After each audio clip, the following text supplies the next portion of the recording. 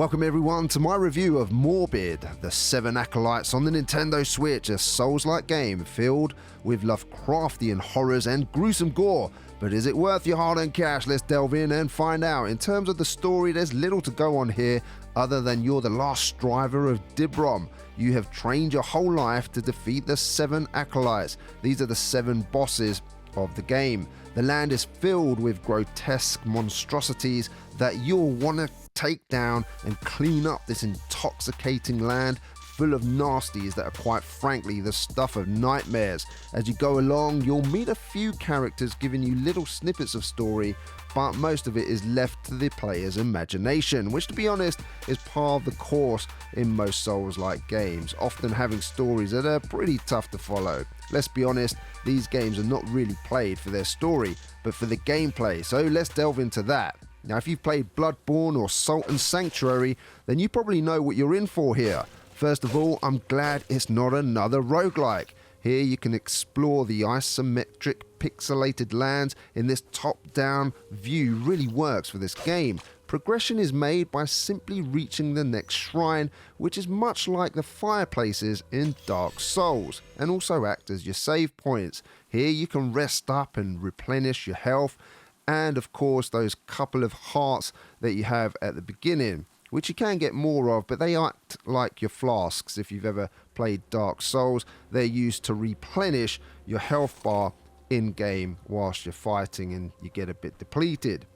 Now, all enemies will respawn in that area if you do rest, so you need to be aware of that. There are some tutorial books in the first area to explain things so you're not completely blind in what you need to do. Now, unlike traditional games here, you don't level up your character, which I find to be quite a shame. Instead, by killing foes, you gain experience, which can then be spent on blessings to make your character either have a larger health bar, regenerate your stamina quicker, and stamina here plays a key role like in most of these games during combat, which some of you may be used to, will either like this mechanic or not. It can be rather taxing to keep filled up, especially with multiple foes, and without stamina you're basically a dead duck. It drains when you run, roll, use melee attacks, so it's quite easy to deplete. Luckily here there are plenty of temporary buffs to help in such situations. Now, combat here really does feel satisfying. Though you can roll and parry, I prefer to roll out of the way of enemy attacks, as I found parrying rather difficult to time. My go-to would always be to roll out the way and land a heavy attack on my foe, often killing them in either 1 or 2 hits with a slower, large, heavy combat sword.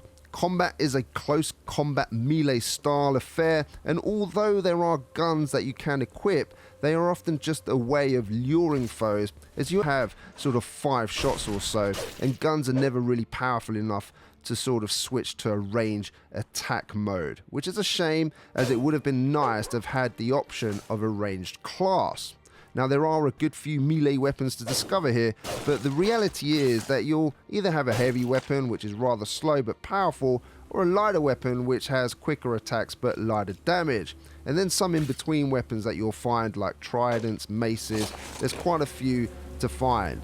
Now, you have a light attack, which does a little less damage, or a much harder attack, but it leaves you vulnerable if you don't time it right, as it takes a bit of time to land that sword swipe. And weapons can be buffed with elements such as fire and ice, or you could add poison to deal damage over time to a foe. And some of these upgrades are permanent, such as adding attack speed or flame to your sword, while others are temporary, which you may require to take down a sub-boss, which will come in really handy, and you'll come across quite a few sub-bosses on the way to the Acolyte boss. The variety of enemies is rather impressive too, and each one you discover will be recorded so you can check out how many you have found, along with weapons you have discovered and lore, which can be looked at anytime at those rest spots shrines. Each enemy has differing attack patterns and are not that difficult to beat if you time your attacks properly. Fail though, and you can get taken out rather quickly, so patience is key here. If you don't have any patience, it's not going to be for you, and foes have differing powers too, from your usual sword attacks to range attacks and spells which can drain your sanity and health too.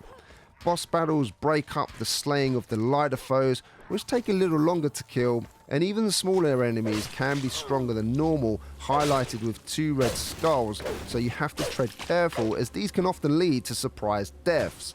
I have to say that the battles with the sub-boss creatures felt intense, but nothing like the Acolytes. They are really quite tough, so make sure you tool up by assigning buffs to your D-pad, as you will die a number of times and that can be frustrating. Now, I don't mind dying over and over again at a boss so that you can learn the patterns, but when you have to kill multiple enemies over and over again just to have another go at it, it can become tiresome, as some of those rest spots are a little bit too far away.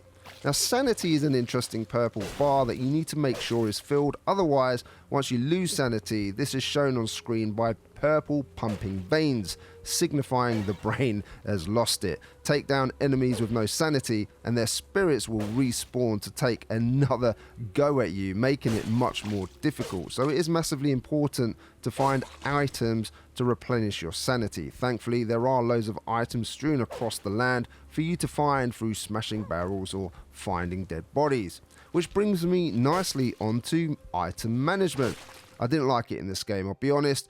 I feel that not enough investment was put into it. Once your bag is full, you'll need to discard items. There's no vendors or cash in this whole game, so all the loot you gain will be found from slaying enemies and finding stuff in hidden areas. You can't sell anything, and you will pick up multiple items which are the same, which you'll have no use for, and you'll just have to keep discarding over and over again. So again, a little bit tiresome once you've played the game for a number of hours.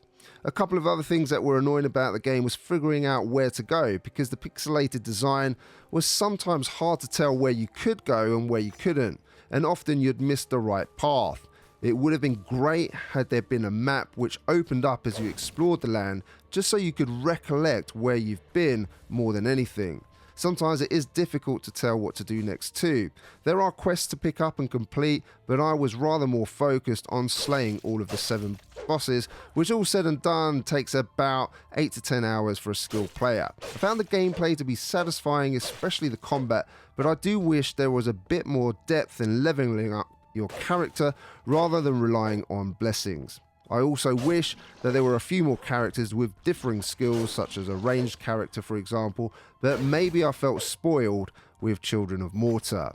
At the shrines you can travel to other areas using the fast travel too. Now, in terms of audio, the audio in Morbid 7 Acolytes is really rather good, setting a great tone of a place that is overtaken by a plague, with everything rotting and death being around the next corner. You're made fully aware of where you are, with the eerie soundtracks and sound effects having a very satisfying thud when you wield your sword. The creatures also sound good too.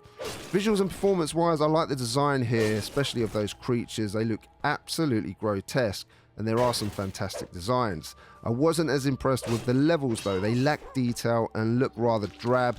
Not saying they should be super colourful or anything, but a bit more care in terms of quality would not have gone amiss, as it's often quite difficult, as I said, to see where you can and can't go. It was often trial and error that I would find the right path.